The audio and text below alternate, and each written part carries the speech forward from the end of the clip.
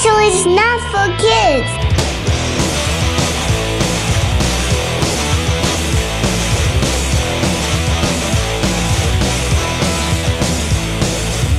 What do you think of Steve Buscemi?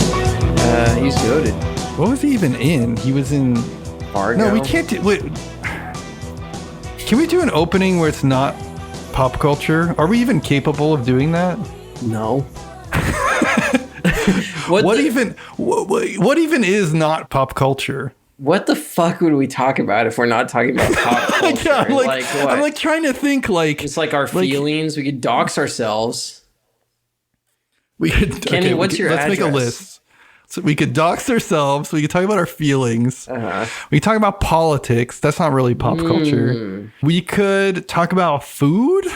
Talk about food pop culture. Talk about history, geography. Yeah, I guess there are other things. We can talk about Beethoven. No, that's pop culture. Beethoven is pop culture. It's music, and music is pop culture. Well, it's not because it came out like 800 years ago that it's not pop culture. Shakespeare's pop culture. All right, what if it was like a deeper cut, like it was like Vivaldi or some shit? Handle. It's still pop. It's what is your definition of pop culture? I feel like pop culture has... Now we're cooking. It's got to be like relevant, new, like it's happening now. I'm not saying Beethoven isn't relevant in a way, but I guess that's what the pop part of it is. Yeah. Maybe Vivaldi is just culture. Yeah, it's just culture. It's not pop culture. I still stand by that. Buscemi is culture, though. He's not even pop culture. Buscemi is culture. Okay. Yeah, I'm in agreement with that. I would say Willem Dafoe right now. He's kind of like got like a spotlight on him for whatever reason. He's more pop culture right now than Buscemi. I'm Spider-Man. That's okay. I don't have time to unpack all of that. Isn't it kind of sad that our identity is either talking about board games or talking about pop culture?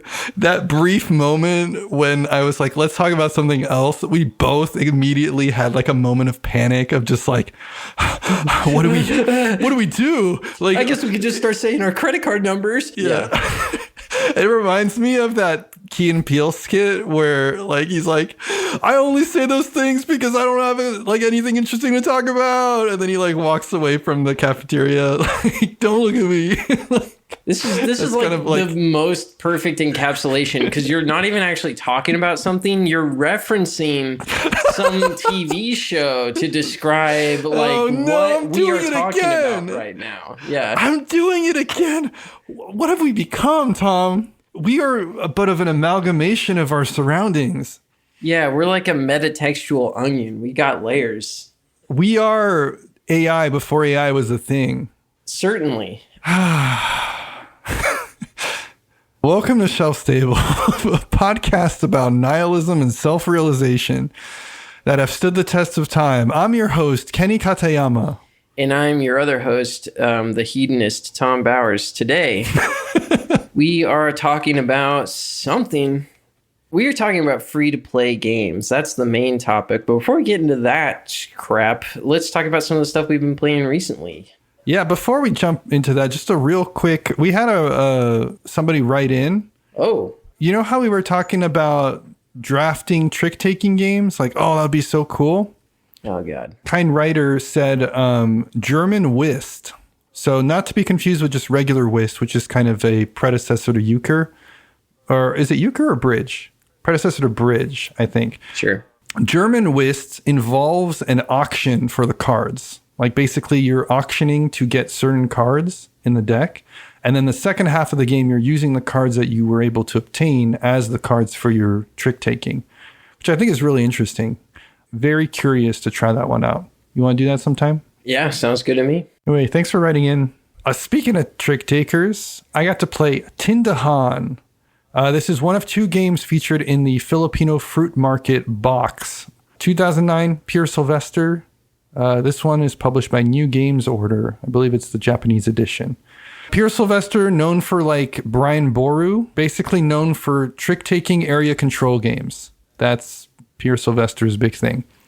And Tindahan is interesting because it's one of 2 games that you can play with the same components. It's one of those small boxes, think like Innovation or The Mind or something like that. But it has components for 2 games. And the 2 games are both kind of trick takers with additional things, Tindahan being the more famous one. The best way I can describe this game is you do traditional trying to win tricks, play cards in sequential order, but if you don't want to play a card to that trick, you can instead put one of your area control markers or area majority markers onto one of the 4 suits in the center.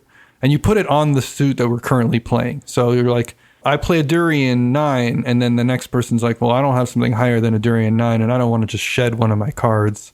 So I'll put a marker on the Durian spot. And the way you score is the number of tricks you won, the number of places where you have the most pieces, and then you subtract the number of cards you have remaining in your hand. Basically, that translates to you want to win tricks, you want to control the 4 suits, and you want to shed your hand. And there's like these 3 things that are pulling at each other in all 3 directions. Tom, I think you would really like this game. Okay. I don't know if I'm pitching you on it here and you're like, but like this is like a Tom game. But I enjoyed it. I came out of it like, I am bad at this game and I do not understand what's going on, but I really enjoyed it. I think it tickled the right things, which is to say my balls. All right. I do have one beef with this game. Okay. There's this black cylinder, this large black cylinder that kind of determines what the trump suit is. I think it's a donkey. We were calling it the donkey cart. I don't know if that's actually what the game calls it, but we were calling it that. If you are leading the trick, but you don't want to lead the trick, you can switch the trump suit and move this cylinder onto another suit. And it's a weird kind of like pass the turn / affect future tricks in your favor action. Mm-hmm. It feels like a little too much, like an extra step that didn't need to be there, that makes a game that's already hard to wrap your head around a little bit too hard. And also I was bad at using it, so maybe that's a factor too, but like could actively just like screw over an entire player and for like that whole round, and that doesn't feel really good either. So Tindahan minus the donkey, excellent game. And I could definitely tell that it was very skill intensive. Yeah, it looked like y'all were having a great time. There's a lot of yelling. It's weird how confrontational this game is. I do tend to enjoy games that make everyone yell. It had an interesting aesthetic. Looked very brown. It is a little brown, yeah. Which I thought was interesting for like a tiny box card game. I'm more on brown. I'm more on board with small box games being brown. Interesting. Than big box, because you have to see less of it on the table. Tindahan from Filipino Fruit Market, 2009. All right. Well, Kenny, it's actually been a little bit since I played this game, but I've not had the chance to really talk about it, and that is Echidna Shuffle. This is designed by Damon S. Brown and Mike Raabe, published by Wattsalpoag Games. Echidna Shuffle. The thing that I heard about this game was that despite the fact that it looks like a game for children in the Raabe line, I heard it was extremely cutthroat. That I think someone even said something like it's the food chain magnate of kids games or something like that. So I was definitely like intrigued at how mean-spirited a game could be that is designed seemingly for children.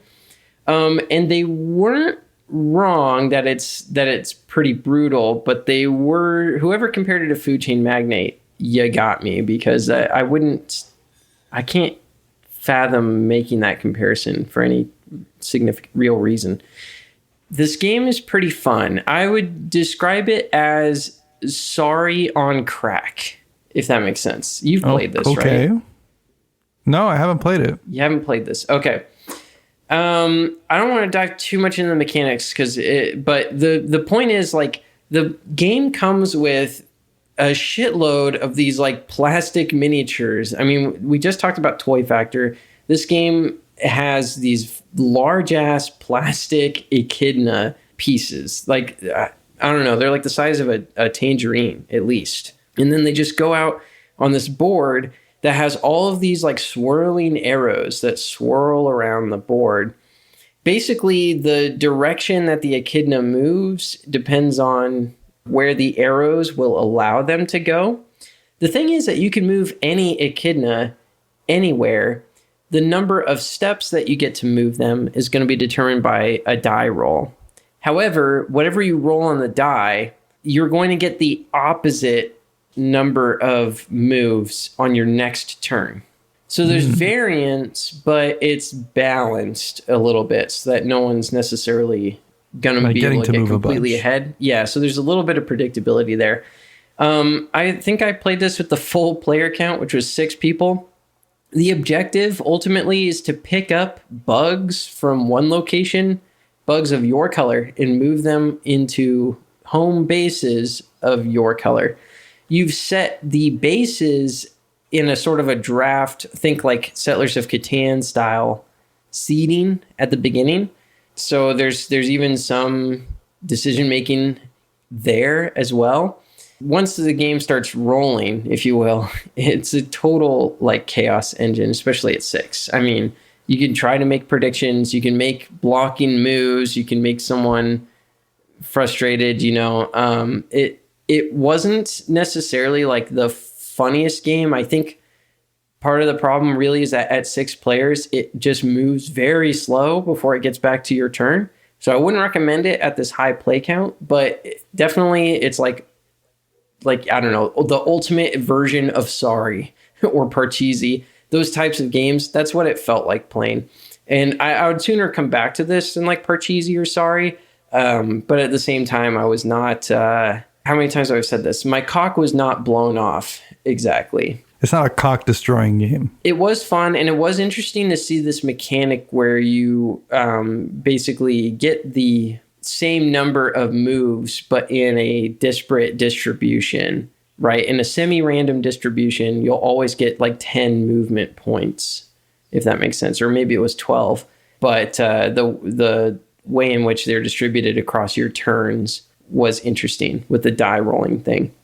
I'd be curious to see other like roll and move style games explore that space, because I found it intriguing. Yeah, I do like that general premise. I think that's an interesting direction to take it in. Do you think it could work itself into a more complicated game, or is this like more of a kid's kind of thing? The die rolling thing could be in a more complex game. I'd say even maybe could work really interestingly in something more of like an auction game or something akin to that. This game was very much a kid's game. I don't think there's any like adults don't really need to seek this one out unless you're in the market for another game you might enjoy playing with your kids. But that's the interesting thing, I guess. Like, it wasn't exactly funny enough for me to like think that kids are going to really love it. It does have like a cuteness thing going on, especially with very young kids. It's a sort of a mindless thing, but there's still like a bit of a struggle.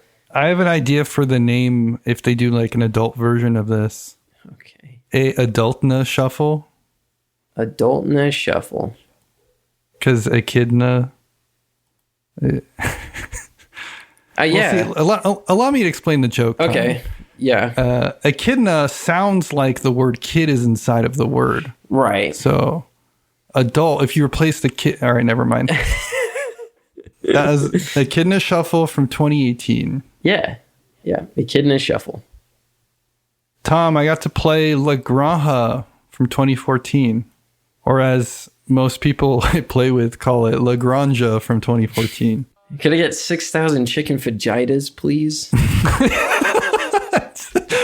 Now there's a pop culture reference. There you go. La Granja is Spanish for the Granja. It was designed by Michael Keller and Andreas Odendahl, publisher Spielworxx. This is a game that I played for the first time roughly a year ago, and I was really, really excited at the time because I was sold on it as a more Euro-y version of Glory to Rome. You tuck cards on each of the four sides of your board, and then you produce pigs and agriculture, and you convert the agriculture so you can sell it and then get money and get victory points. It's literally if you took like Agricola and combined it with Glory to Rome. And there's also this dice selection system in it. It goes without saying that I was very excited to play this game. And when I played it, I was a little underwhelmed. I still thought it was a very good design, but I was kind of like, And the best way I could distill it is the reason I like those crazy multi-use games like Glory to Rome or Matai, or we can even include Race for the Galaxy in there, is because when you play a card, it's like pretty impactful. You're not just going to incrementally increase things. And also each card is very distinct in terms of its intent around its abilities. You're not just going to get a thing that's slightly more efficiency. I guess you could argue that with Race for the Galaxy, but even Race for the Galaxy, I feel like not all cards, but a lot of the cards are very purposeful in how they're approaching their stats. If it's just like a 5-cost alien world, you're like, whoa, that's a 5-cost alien world. That's pretty cheap for what is generally good value, especially if it's like a windfall or something. Like every card feels intentional. In La Granja, I guess the vibe that I got was every card was a permutation of the possible things that you could explore in the game, but they don't make you go like, oh, And granted, I didn't read every card, so I don't know. But that was my impression a year ago. So someone in our group really wanted to try this out. I said I could teach it. I kind of brushed up on the rules and we hopped into it. And I will say, first of all, the pacing was really made it like a big impression on me this time. It's got this kind of like smooth flow to it, probably because I played it before. The other aspect is that I saw more interesting cards. And I got a little bit of that, oh, okay, this is cool. I could build my whole strategy around this. So needless to say, I definitely preferred La Granja this time around. The things that I enjoyed about it were still there. And the things that I had as kind of like, I wish this was better points were either removed or significantly improved. Okay. Let's talk about the pacing for a second. This is a long game. It's not like 4 hours, but it's at least 2 hours, if not more. But it didn't feel like that. It reminded me in a certain way of like some of the other games that we've played recently. I know New Game Alert, but Mosaic kind of has that thing where it's like, yeah, you are playing a long game, but it's going boom, boom, boom, boom, boom, boom, boom around the table. There's not too much thinking going on and people are ready to go. And you constantly get that ping of like, oh, it's my turn again. I get to do a cool thing. The thing that I think stands out about this boom, boom, boom is that it's a round structure game. It's got that boom, ba-doom, boom, boom, ba-doom, boom, yay. Yeah. Yeah. It's got that super bass to it. Gotcha. Usually, round sequence structure doesn't go boom, boom, boom. If you think about boom, boom, boom games, you think about Mosaic, you think about Scythe, they don't have rounds. They just keep going in a circle. And that's what allows them to do that. Mm-hmm. So I think it's a little impressive that La Granja has an upkeep phase, has a action selection phase, has a this thing phase, and it still feels breezy. I don't know how it does that. I need to like dig deeper into it, but it gives you that feel while also having those sequences. So that's impressive. I still think this game isn't in the same spot for me as I had expected it to. Like, it's still not coming out as like a big winner. I'm definitely interested to try it again, which wasn't the case the first time. But it's not to me like, oh my God, this game's amazing, Whereas like it has every reason to be. But yeah, it's just so much better. I think one thing that I still don't really like about it is it's not super concise. One of the ways that you're able to get things going or able to do things is this dice selection system, which is functionally you randomly roll what actions are available for the round and you take turns drafting those actions via dice. This feels inelegant to me. And the weirdest part is it's almost sold as the primary part of the game, even though it isn't. The thing that's interesting about the game is manipulating your resources and adding those multi-use cards to your tableau. And neither of those things is really the dice selection system. The dice selection system almost feels like, hold on, if we just let people do this other stuff, they would definitely get into a rut where they weren't able to move forward because they don't have a way to inject resources or actions into what they're doing. So let's just add a round every turn where they get to pick bonus things that they get to do. Because that's what it is. They make it seem like that's the main thing you're doing, but it's like bonuses. I think that this could have been resolved by discarding or paying with cards, is my opinion. You could have completely made away with the rolling the dice and picking these dice actions by saying, if you discard a card, you may take one of the six card-based actions or something. And that would lean further into the action selection system. It would have also reduced an entire component and another part that you have to teach that doesn't really feel cohesive with the rest of the game. It's definitely my least favorite part of this game because everything else feels pretty aligned. I'm not huge on the random area control part in the center of the board. I'm sure, Tom, you're kind of like, what the fuck? You know, like there's an area control part. The fact that I haven't even brought that up yet signifies that there's a little bit too much going on in this game. I feel like that could have been just points or that could have been abstracted as well. What I'm saying is I wish this game had been more cards and less all the other stuff that got thrown in. Yeah, it makes sense. But that makes me think, like, maybe I should go and design a modded version of this. Like, that sounds like a fun project to me, and it kind of sounds on brand with some of the other designs I've done in the past. So it's food for thought. Lakenja. And you should make it like a furry ninjas theme somehow. Yeah, furry ninja Yakuza mob bosses that are doing an auction. And we're going to have Kickstarter miniatures in it. The Kenjitsuya. You're too kind, Tom. Yeah, I see it. Am I thinking of the right game that this is the one that has like this recent reprint with like a really big Kickstarter white beautiful box? Yeah, I had a white beautiful box that is the size of a child. Yep. To me, that speaks to sort of like ancient technology in the world of board gaming, as in like this is like a Catan-like experience is what I'm thinking it is. Am I off base with that? No, it's very much Agricola plus Glory to Rome. Okay. I don't really think it has that Catan vibe at all. I haven't had a chance to play with the big, beautiful box or even see it in person, so I can't really speak to whether it's better or not. It definitely looks like as if it's like a very important game somehow when you see the big box edition. So they managed to do pretty well on that. I've been curious to try this one out just because of the curb appeal of the box, frankly. Oh, okay. Interesting. Yeah. La Granja 2014. I'm going back to basics, Kenny. Going back to the OG. We're going to talk about Ticket to Ride. The original Ticket to Ride. No frills, no expansion maps, no bullshit. Just tiny ass European tiny cards with trains on them. This is designed by Alan R. Moon, published by Days of Wonder. I don't know. We're talking about one of the most like games of all time with this one, right? So it's like if you haven't heard of it by now, if you haven't played it by now, rectify that, I guess, because I think it still holds up. I know you, Kenny, however, famously kind of started to dislike Ticket to Ride quite a bit. I don't dislike it, but I just don't find it as interesting nowadays. I don't know that I disagree with you ultimately is what I'm gonna say, which is like at the end of the day, like there's only so many decisions you can make. The decisions can feel tense, they can feel interesting if everyone playing the game knows kind of what they're doing or what they're going about.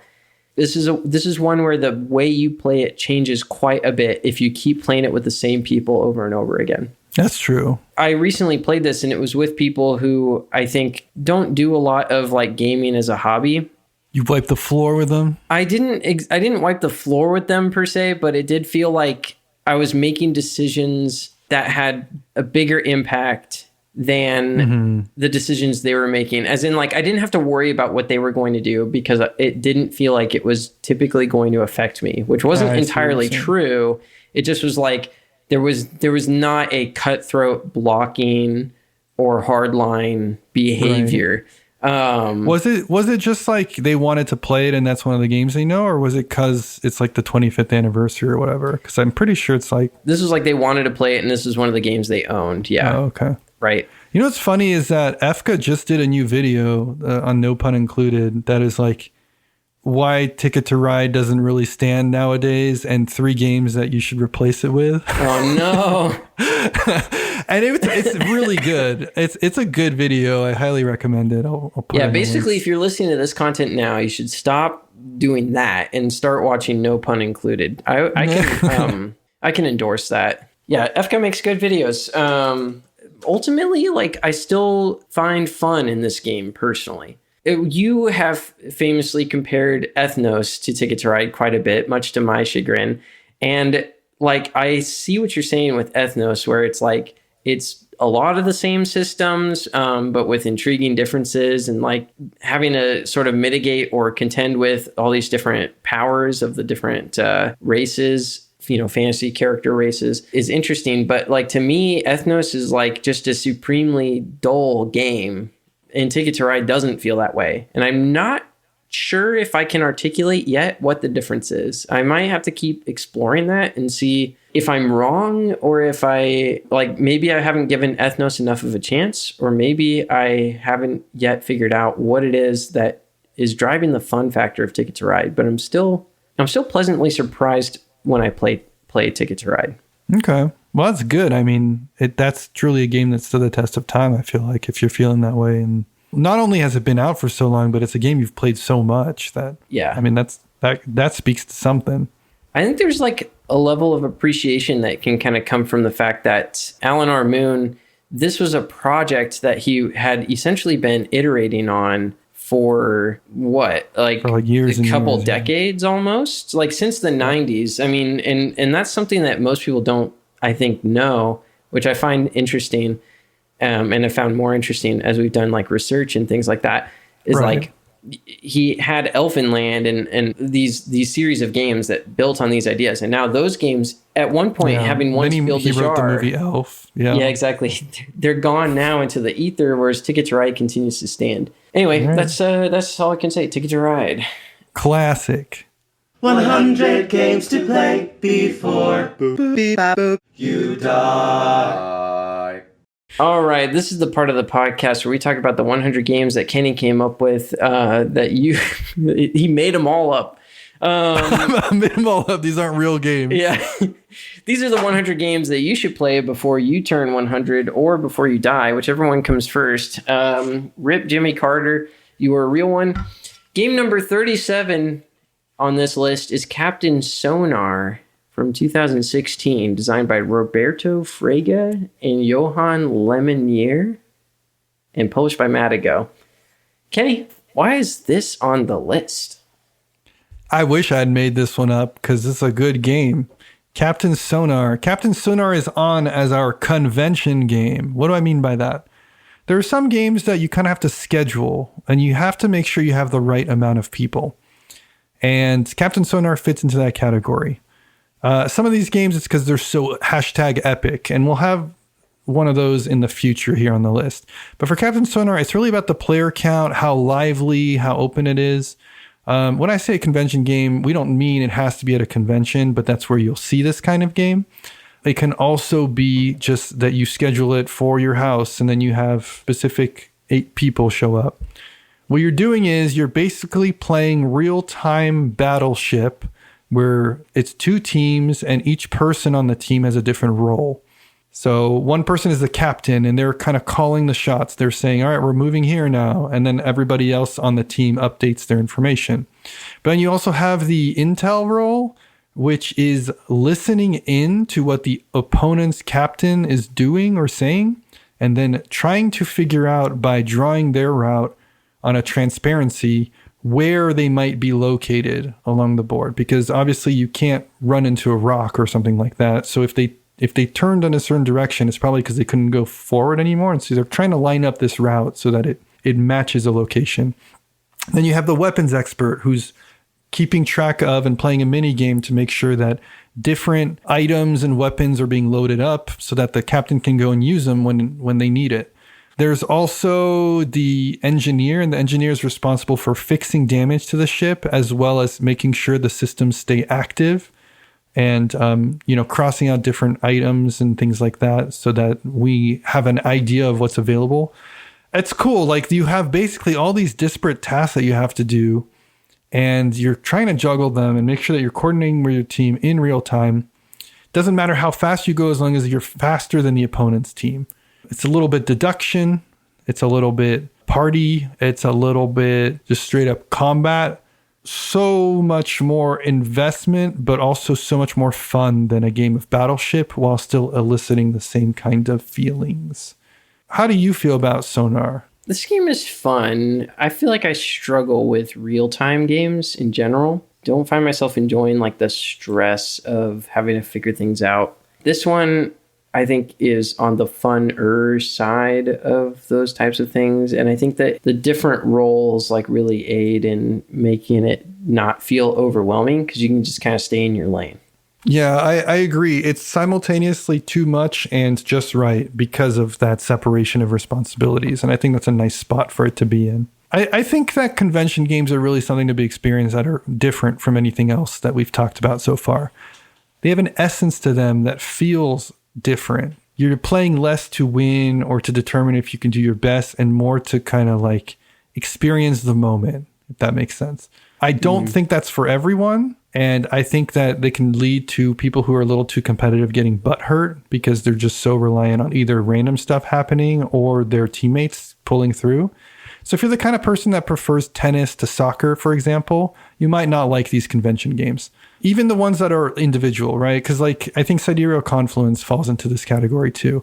And the reality is you can have a game of Sidereal Confluence that's just completely unfair because people are not evaluating things correctly, or somebody is just holding a personal grudge against you, or people don't really care about the fact that somebody's running away with the game. It's interesting to me that you made this the convention title because I would have guessed you're going to pick Two Rooms and a Boom here. So why did you... Is Two Rooms and a Boom on this list? No. Two Rooms and a Boom was considered, but Two Rooms and a Boom is a little too close to the social deduction category. And also, when this list was made, it wasn't readily available. I think it was going for like $100 online. And third, Two Rooms and a Boom can kind of lead to some really unpleasant experiences, especially for first play. I feel like Captain Sonar is generally a hit. And so that's why I felt like it might be a better capture of this kind of experience. The only problem with this as a convention pick to me is that like the scalability is a little bit low. That's fair. I think because it caps at 8, it's a little harder. I'm also thinking of it in terms of like 8 is going to give you that feel versus something like Seven Wonders. Like Seven Wonders, it doesn't really matter that the 7 people are there. It's more it can accommodate for 7 people without getting bogged down. Whereas 8, you feel the 8 people at the table kind of thing. And if you like that kind of thing, then you go play Two Rooms and a Boom or a mega game or something like that, where you can go even higher than 8. Yeah, I think I see what you're saying. It's more that this will illustrate to someone if what they enjoy about a game is the fact that this many people can play something simultaneously and have it be relevant. Have everybody actually be involved kind of thing. Yeah. That was Captain Sonar from 2016. Alrighty, well, finally, enough of that bullshit. It's time to buckle down, Kenny. It's time to cut the chaff, get into the real meat and potatoes of this podcast, the part of the episode that people keep tuning in for. They come back week after week, the thing that they really want to know, and that is the main topic part of our episode. We're talking about free-to-play, games that are free, 100% free. You pay $0 and you can play the game. Yeah, we're really excited about doing this topic. So this topic is going to be available, but you're going to have to listen to some dead air for roughly, I want to say, I think it's an hour and 20 minutes of dead air where you're going to have to keep running the podcast right now. However, if you want to get directly to the meat and potatoes, you can actually spend gems to get this part of the main topic immediately starting after this plug over here. Gems can be purchased in the in-game shelf-stable store. You just have to convert them from coins, which aren't to be confused with gems. And coins can be obtained by taking previously listened episodes and breaking them into coins, or connecting your PayPal account to the Shelf Stable podcast and sending a meager $20 per coin over to us so that we can enable it. By the way, it's going to cost you roughly 100 coins to get 1 gem, and it's 3 gems to get this particular part of the segment. World's longest joke just dropped. Let's go ahead and have a moment of silence while they decide whether or not they want to spend the money. Free-to-play games. We want to talk about games that are free, but I also wanted to have a conversation about what may potentially be a non-issue, but something that I'm seeing coming down the pipeline. The practices in video games translating to board games. Because I think there is a potential for this to happen. But let's start with just like free-to-play games and maybe the good parts. The parts that we are kind of expecting to talk about. We've previously talked about print and play. Tom, have you had a chance to do any print and play since we talked about that? I know you said you were excited for some of these, but then also life happens. So I still have never played a bona fide printed and played game. No. Yeah, I think print and play, not only is the free aspect really valuable, but also it's fun, right? It's like a crafting project. So if you're not into that, that's like, I understand why people don't do it, but like if that's an added bonus, it's like, I've only played one print and play game since that episode, which was Gloomholden. I played more Gloomholden. I think we talked about it, but it's the predecessor to Gloomhaven Buttons and Bugs. It was a fan-made project that got endorsed by the official creators of Gloomhaven, and then they made a standalone version that they commercially distributed. It's kind of like there's like a kids game version of Scythe that went through the same story, didn't it? Yeah, fan-made, and then it got turned into a real thing. Wow. So the Lemonnier, yeah, if you just made it, same idea. Maybe it could be an actual version someday. Lemonnier, TBD. So print play games, right? The other thing that we're seeing more and more is like they're not necessarily, well, they're also print and play, but I treat these in a separate category. More higher budget, higher production games made by a studio that are in the Creative Commons, where you can print it at home if you wanted to. You have everything available and you have permission. But if you want to get the nice version, then you're going to pay premium. And we talked about this with Cole Worley. Worley Gig Games does this for all their games, whether it be Pax Pamir or Molly House. The company that did Secret Hitler, they also did this for Secret Hitler as well as Inhuman Conditions. You can basically get all the files and play the game at home. I really like this model because this is a pay what you want model, similar to with music. I like the idea that if you want to support somebody, then you can go and you can get something as a thank you for supporting them. And, basically get something in the full experience. But if you want to try it beforehand, you have a means to do that. That's explicitly, you're given permission to do so. I wish more games did this. A lot of games have been really good recently about doing tabletop sim. Well, I was thinking of Daybreak, hashtag new game alert, hashtag Tom can't go an episode without fucking mentioning Daybreak. But they released it, as I understand, on Board Game Arena before they even printed it at all. Yeah, I guess I should say Tabletop Sim and Board Game Arena, because those are the two big ones. Yeah. Mm-hmm. So Daybreak was the first game that I was exposed to it primarily through Arena, and then later ended up with a physical copy. I really like that approach. I think it's pretty smart from a marketing perspective. It's weird with board games because people are probably going to play your game for free anyway, because they're going to pick it up from a friend who has a copy before they do something like go out and just buy it. Or ideally, that's what people ought to do. That's what we're always advocating for on this podcast, is trying things before you buying things. We always say that. It seems like a logical extension of the sort of built-in marketability of board games, right? Yeah, I think the fact that we're seeing more of like distributed games for free, either digitally or via print and play, as well as like the fact that basically every rule book is there's basically a known understanding that like the rule book will be available, especially for like crowdfunding and things like that. that indicates that the market agrees with us, that there's like a big value to this and it's actually more beneficial. Because like you said, a lot of times you're going to buy a game because you got to play it with your friend and you liked it so much that you wanted your own copy. So why not extend that further and say, like, let's say you don't have the friend and you just want to try it out. You try it and then you really enjoy that and you go and purchase a copy. I think it's a no-brainer in my mind, especially with the rule book. And it seems like the market agrees. Mm-hmm. It's just friendlier to the consumer, right? It's the free sample. It builds trust without detracting. I wouldn't be surprised if the number of people that try something and don't buy it is extremely low. And even if it is higher than I'm anticipating, it's still worth it in the long run, right? Because the number of people that you're going to onboard that wouldn't necessarily have purchased the game without this opportunity, in my opinion, is going to be much higher than the people who just take advantage of the system, quote unquote, and play games for free. Well, yeah, and I love this idea that like we're somehow taking advantage of publishers by playing a board game for free and not being convinced to go make a purchase. What exactly are they losing in this, you know?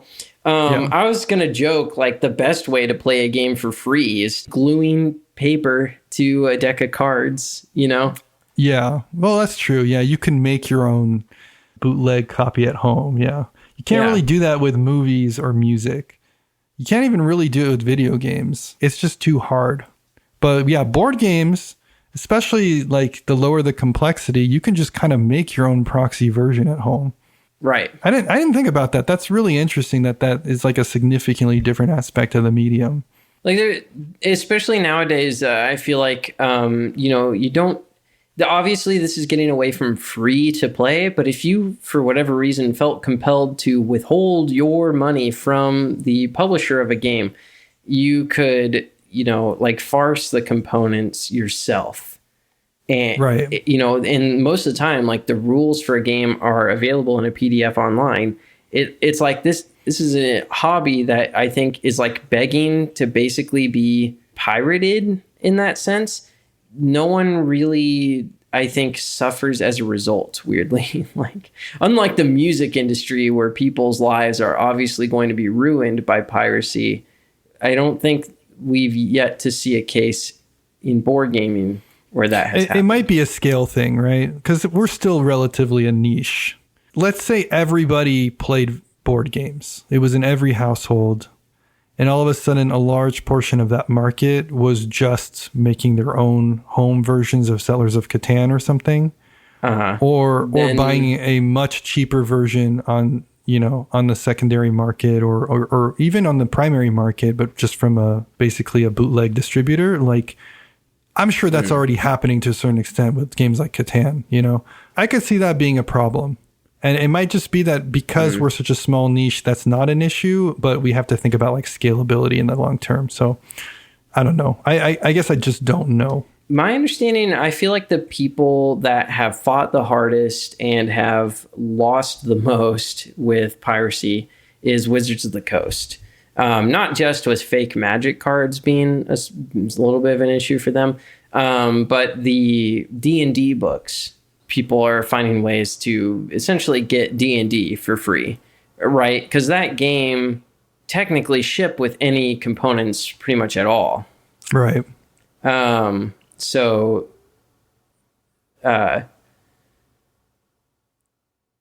my understanding is that like they are trying very hard to combat the piracy of the books that actually describe how the game system works, right?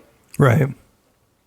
But at the same time, there's like, what was it called? Like D&D Next or something? There's like freely available PDFs of the base rules on the D&D website for folks that are interested in getting into the game that like exclude large chunks, but allow you to play a full session, so. And I think that happened. That was like largely a concession by Wizards to the fact that they, just kind of kept getting the IP taken out from under them, as I understand it.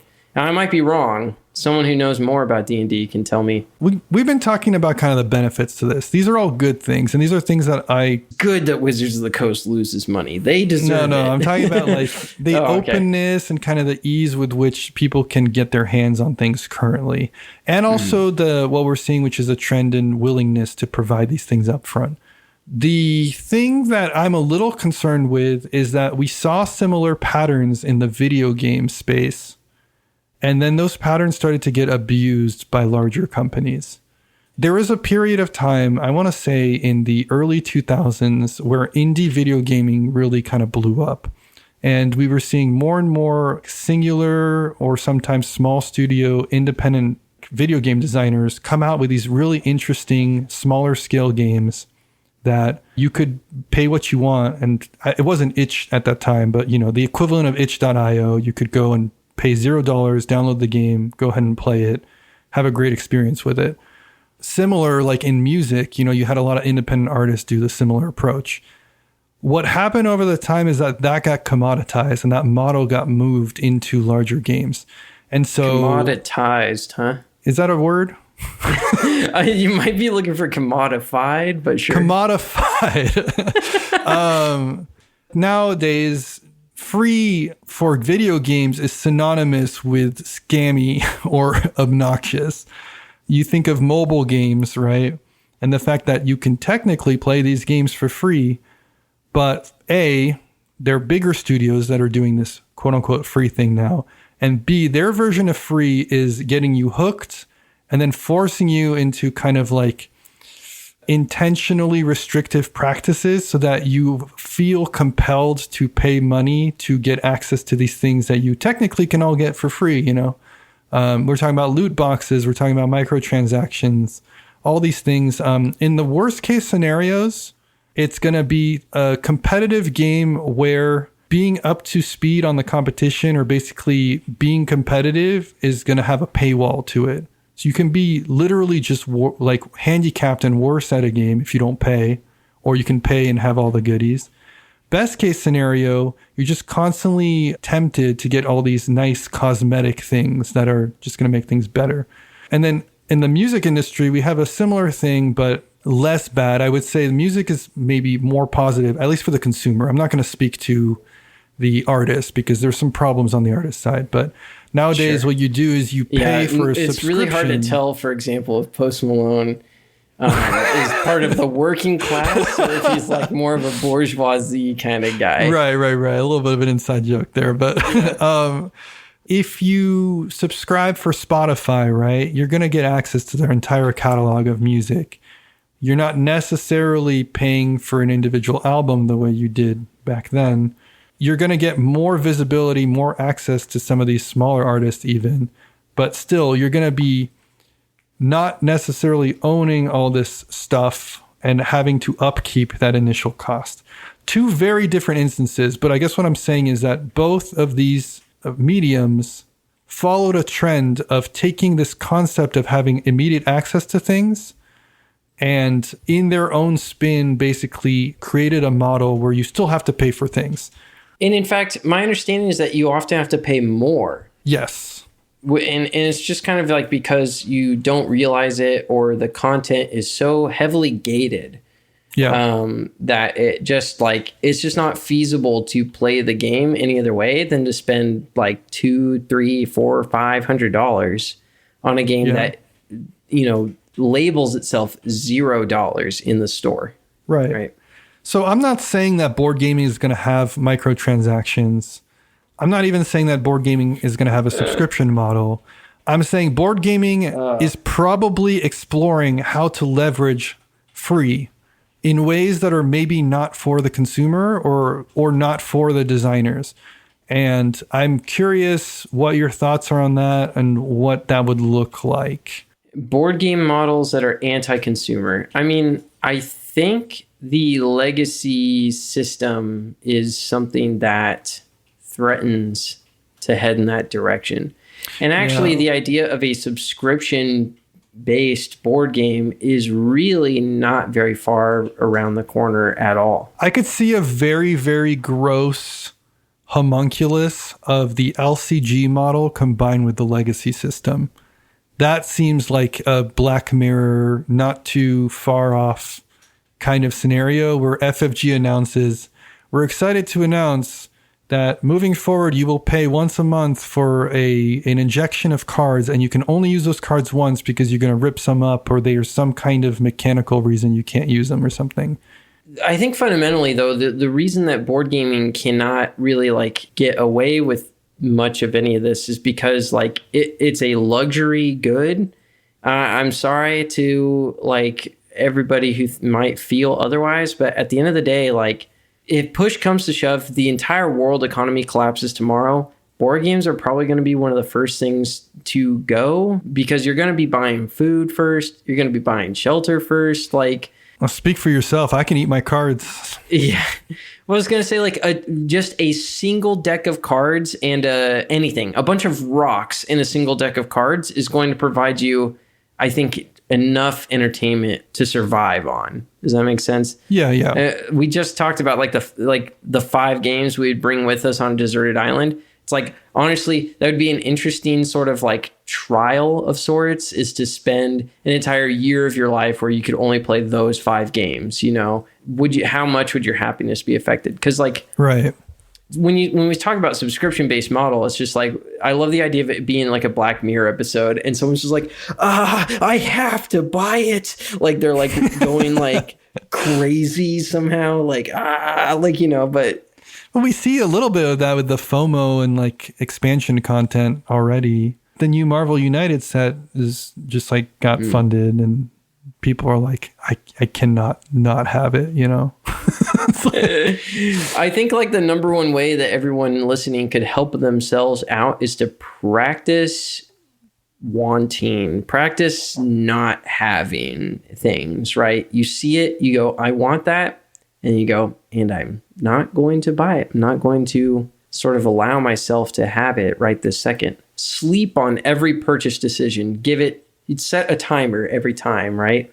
Don't just click the one-click cart. Yeah. Is if you feel that you're suffering from the malaise of like feeling like you're missing something by not having an expansion or an upgrade, you ought to just try it out. And it doesn't have to be with board games. Just be anything that you're like about to buy, and just be like, hold on. Do you think the onus is entirely on the consumer, or do you think that publishers are accountable to not be predatory? I think the idea of it, hoping that publishers won't be predatory is like expecting like tigers to not kill you. Like, yeah, but you know what I mean?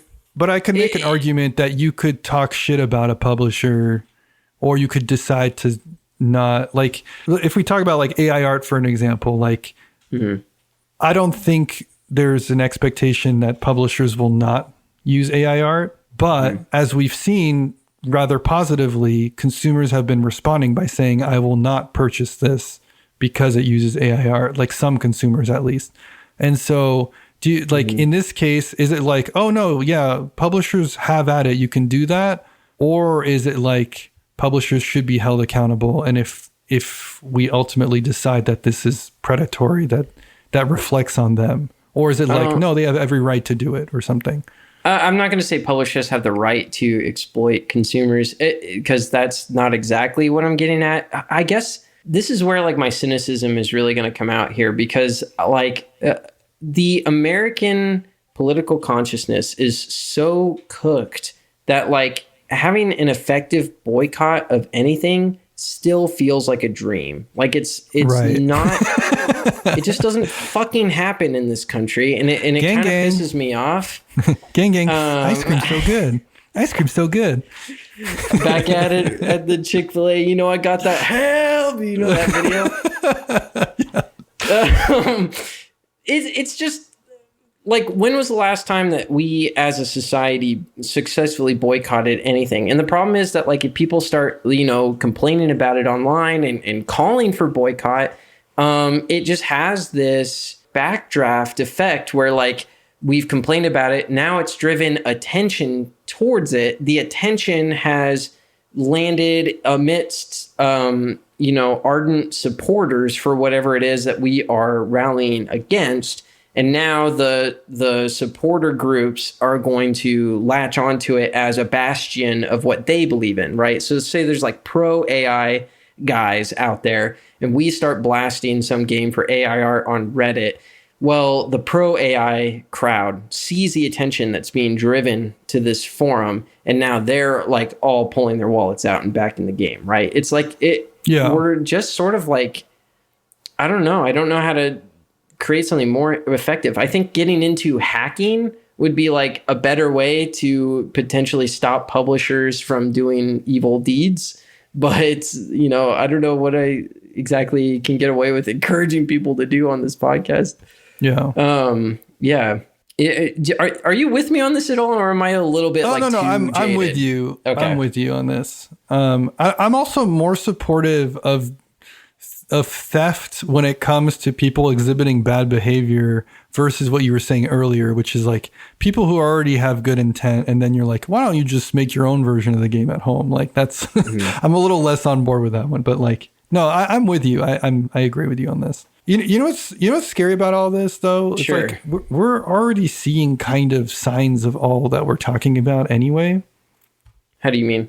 So I don't think there's a way in Kickstarter to currently sign up for like a recurring system, but like we're already seeing kind of subscription-y models, where that a company is going to come out with their thing once a year, people line up, and it's like they're paying the annual fee for it.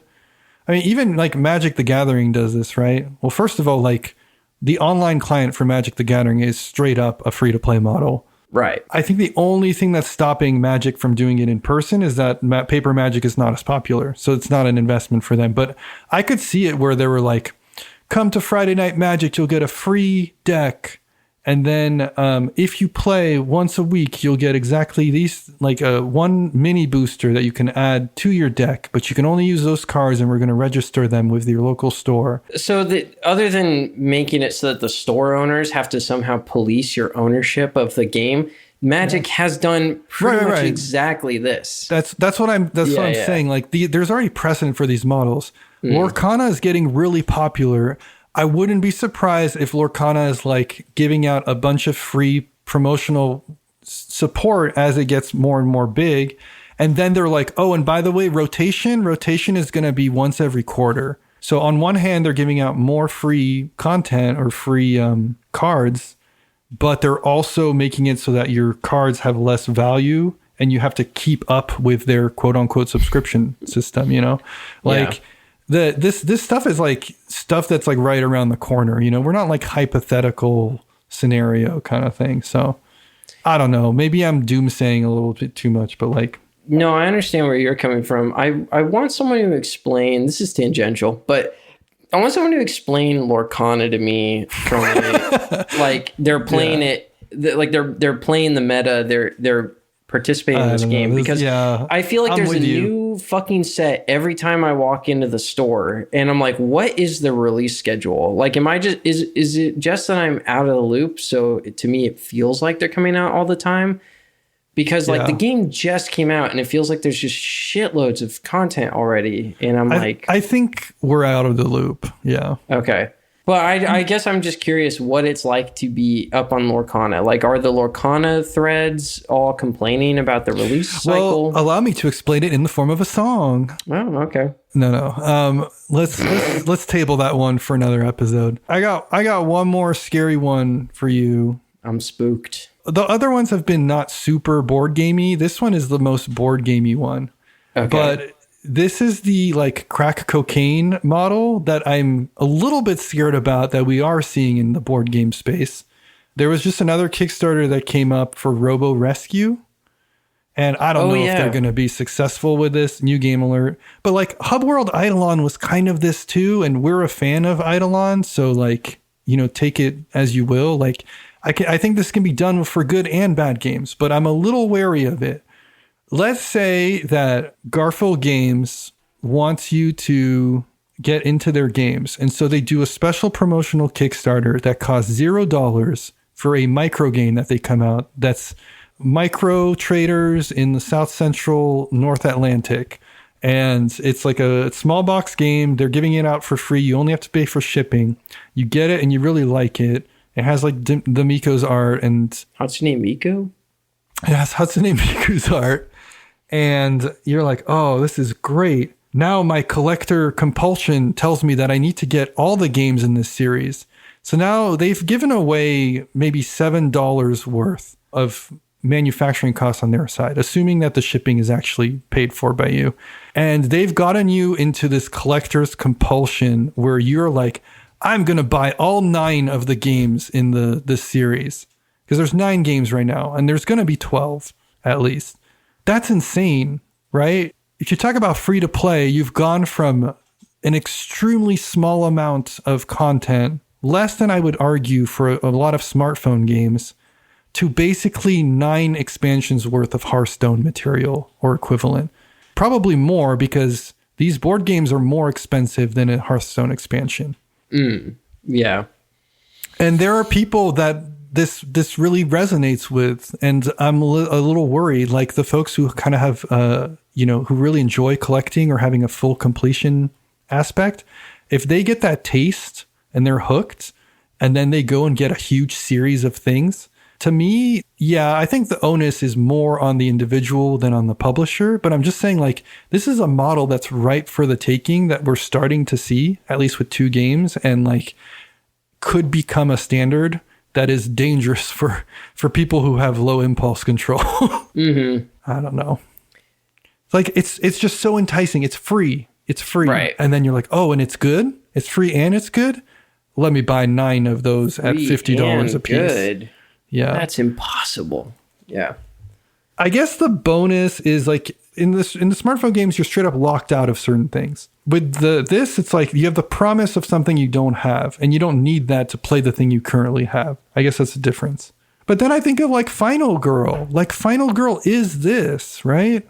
Final Girl has a really, really cheap barrier of entry where you buy the core components in one scenario.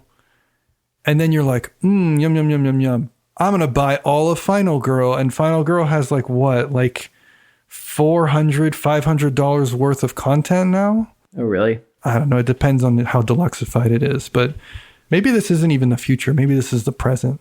This is tomorrow. What are we trying to say? I don't think this is necessarily a bad or good thing, but I think free can be good. Cheap can be good, but we also have to be wary about how publishers weaponize it, and we have to be responsible consumers. Maybe that's the conclusion I'm coming to. Yeah, I don't know. It's weird because like the video game world has been dealing with this for so long. You'd think that they would just stop buying the fucking games at some point, but they keep selling them. Completion is a compulsion, and it's not illegal to take advantage of that, and nor do I think it should be. But it's just unfortunate because, like, you and I, we're not going to solve that, right? We're not therapists, and we're not going to be able to say anything that's going to convince somebody that they don't need all of something. But at the same time, I think it's really unfortunate to be on the sidelines to see people pay for something that sometimes they just have the satisfaction of owning it, right? And I think that's a very valid feeling to have. But sometimes they're paying for it just to avoid the feeling of not having it. And I think the pride and joy of owning something is perfectly valid and a good thing. The fear of not having something is not good.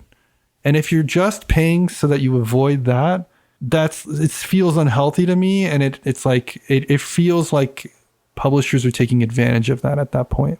Yeah. It's weird because they're functionally the same thing, right? But one is positive and one's negative. I was thinking about like buying used. Like you can buy a secondhand copy of something just to complete the collection, right? So it's like it's more the fear of somehow not being a part of like the conversation right as the game comes out.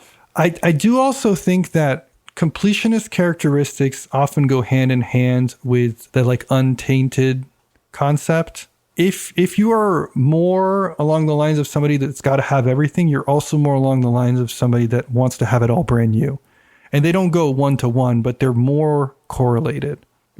So it's like, it's easy for us to say like, just buy secondhand. But I think a lot of people are like, oh no, I don't just want to own everything. I want to have it brand new and I want to open it. I need to have the experience of opening it, maybe. It's tough. What can you say about board games? They are board games. If you're listening to our show, then you already understand that there is literally a gamut of games that have not yet figured out how to exploit you for everything that you have. You could spend your money trying to collect every single game that has been published up to 2020, and you probably will never actually get to own and play them all. But there is a lot to enjoy. Next time you're afraid that you're missing out on something, you can just be like, you know what? I can just play the shelf-stable games, the games that have stood the test of time. And then if you want to hear the rest of the opinions that me and Kenny have about all of this stuff, you can pay us money, because this concludes the free part of our episode. We're now going to go to the paid-only members part of the episode. Yeah. I'm just kidding for people who do subscribe to us on Patreon. There's no secret content that you're missing out on. But that is going to do it for this week's episode. He's just doing the bit that I did at the beginning, but more concise. Yeah, that's going to do it for this week. Thanks so much to everybody for listening and tuning in. Thank you especially to Michael, Tyler, Devon, and Josh of the Boise RainBeaus for your sweet segue music.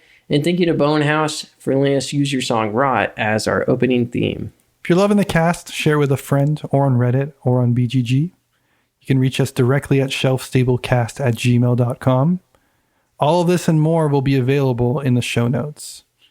If you like what you're doing, then if you like what you're doing, then pat yourself on the back. If you like what we're doing and want to make more of it happen, consider subscribing on Patreon. You'll get bonus content and access to our spicy Discord, where we finally reveal how to play Tom's sexy dice game. Tom, next topic. Next week, Kenny, I want to talk about a very esoteric topic, if you will. I have this idea brewing. See, some designers iterate and other designers innovate. But what's better? I need someone to tell me what to think. So iteration versus innovation. The contest. We're pitting them, two bad bitches against each other. That's next week. Okay. We'll see you then. What a preface. It'll be like WWE SmackDown. Innovation versus iteration. Bye.